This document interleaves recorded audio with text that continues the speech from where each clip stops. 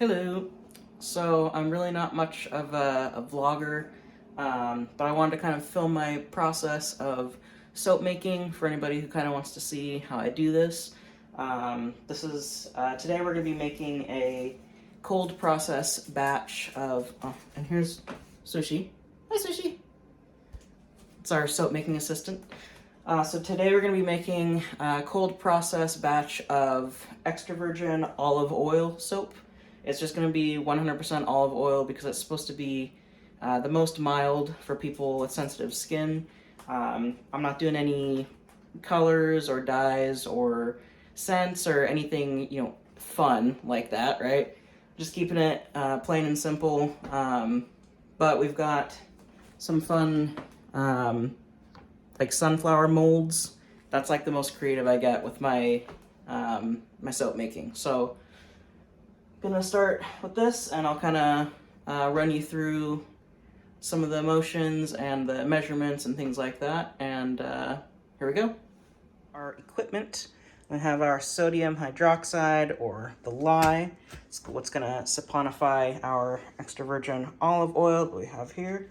We've got a kitchen scale, a silicone stir, some gloves for protection from the lye, our stirring stick, and then some random HDPE plastic containers, and then our silicone molds. And that's it. It's a pretty simple setup. So this isn't going to be a tutorial, so I'm not going to give like the exact instructions on how to do this, but I will describe the measurements because might as well. So we're going to be using 908 grams of olive oil. I don't know if it's showing up on the camera, but this will be measuring that. This hasn't been opened yet. Oh.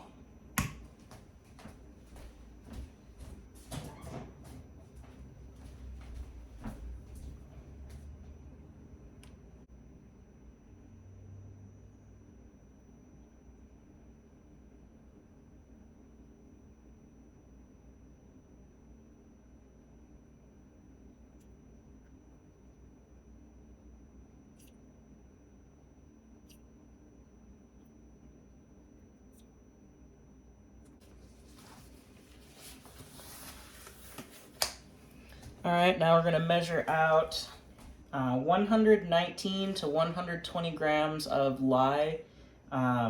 There's a little bit of margin of error there, so I'm keeping this batch fairly low superfat because I've tried higher superfats, which are supposed to help moisturize your skin, but they just ended up leaving me feeling greasy and oily, and I was like, what's the point of using soap if immediately after I'm going to feel greasy? So this is going to make some olive oil soap that'll be about between 2 and 5% superfat. So there still is extra fat in there, but there's definitely not going to be any lye left over, so it's safe to use. So here's our sodium hydroxide, or lye. It's a little clumpy because it's old. We're going to try to measure about 119 grams. I'm adding this after I've already recorded, but basically for anybody who doesn't know, I've put on these protective gloves here because sodium hydroxide, or the lye that we're using here, is actually really corrosive, and it can burn your skin, whether it's in the dry powder form or if it's slightly diluted in water, and it can burn pretty bad. It takes a little bit of time to create the burn, but it's still something you don't want to mess around with. So highly recommend keeping your skin safe with some gloves here.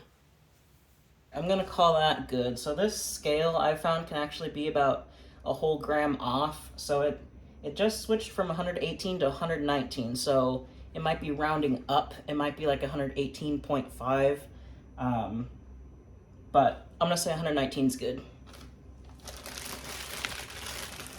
Now we need the water that we're going to pour the lye into. So I've got the lye, and we're going to set this aside with our empty bowl, and we're going to put in 290 grams of water. And this, you don't have to be as precise as the lye. You want the lye and the oils to be exact, but water, you can be off a couple grams. It's not a big deal.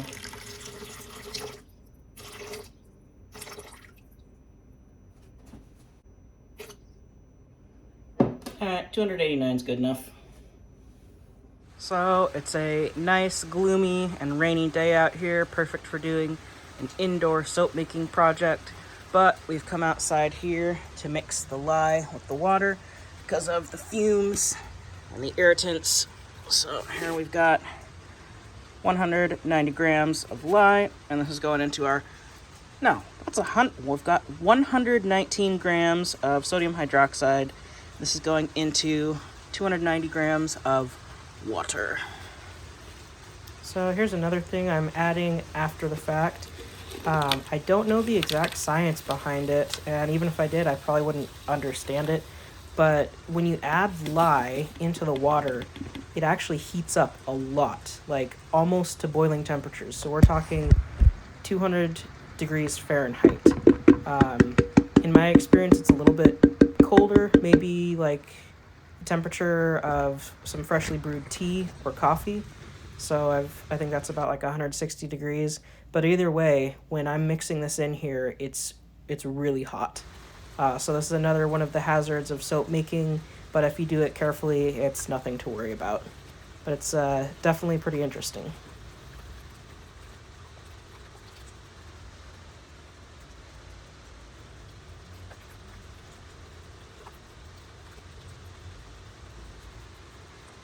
And now for my favorite part of the soap making process, the mixing and the chemical reaction. So we've got our lye water here that has cooled down. It's definitely still warm, but I'm not exact again. I'm not looking for the temperatures to be exactly the same. I haven't seen much of a difference in my end result, so there we go. This is we're gonna pour the lye water into the olive oil.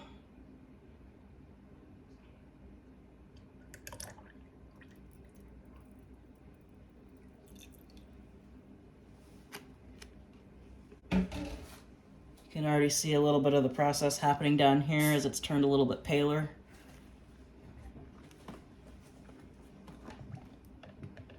Let's do a couple of just hand stirs here to kind of get things started. I think it's going to be really interesting over the next few minutes to see how the color of this changes, because it started off fairly dark green, and in my experience it slowly kind of turns almost like a custard yellow, and it's starting to look like that already. Alright, time to use the motor.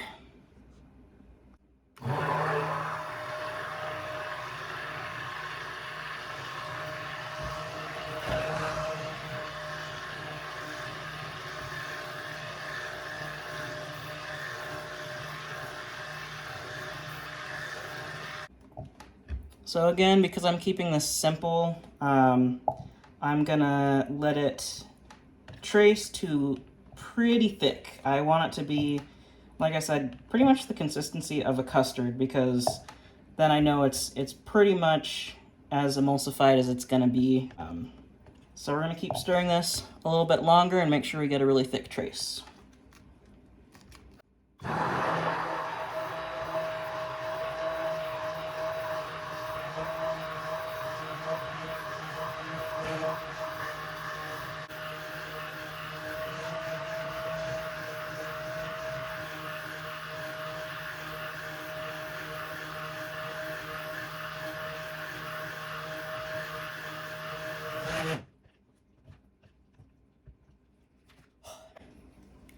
Alright, we've been stirring for 7 minutes now, and my arms are getting tired and I'm starting to sweat.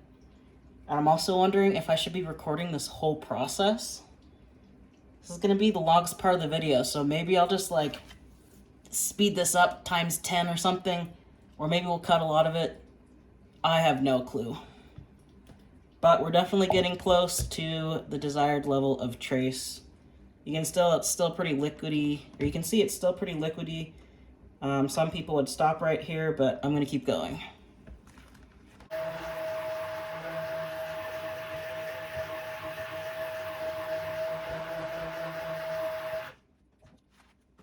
Okay, I've now been stirring and filming for almost 10 minutes straight.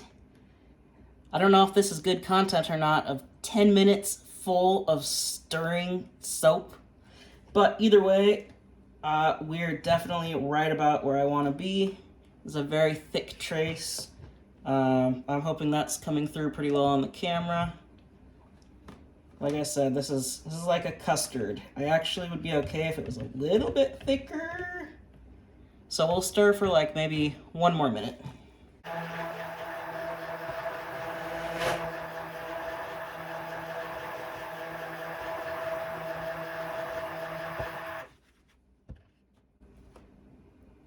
All right, that is perfect as far as I am concerned.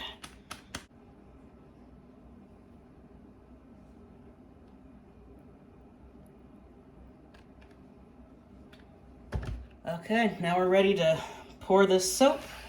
So let's see how poorly I can pour this soap.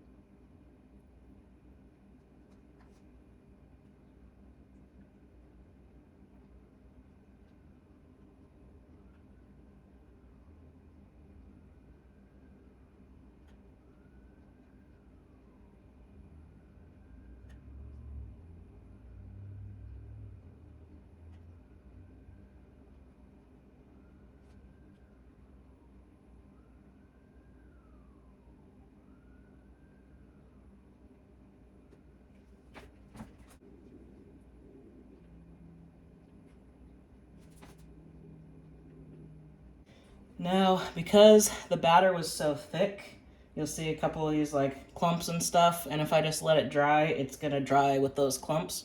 So what I like to do is I like to get a little toothpick, and I kind of come through here and just kind of swirl it around, and this just flattens it out, because I just like things to be flat, I guess.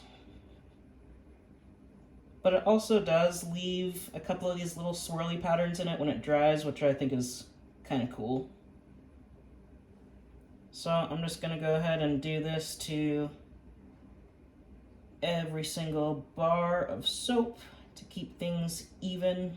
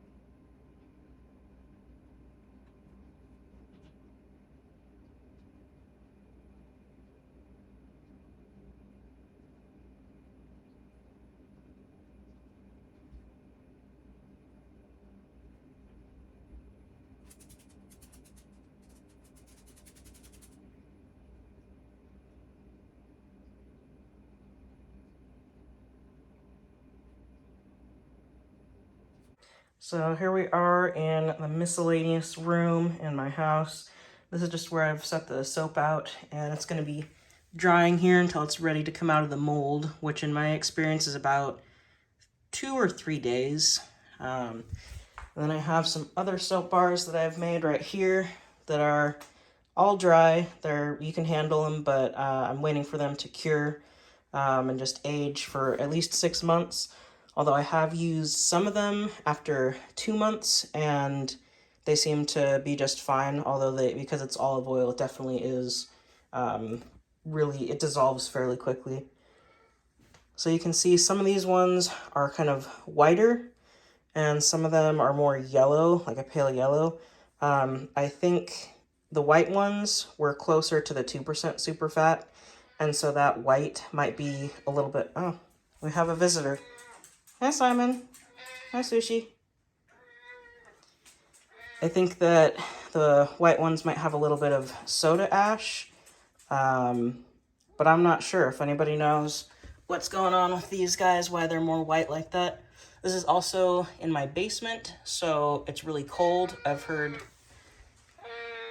cold temperatures has something to do with that. So, but anyway, that is what the process of soap making looks like.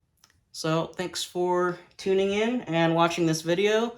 I have no idea how long it's going to be after I edit it, so if it's really long, thanks for staying and checking everything out, and see you later.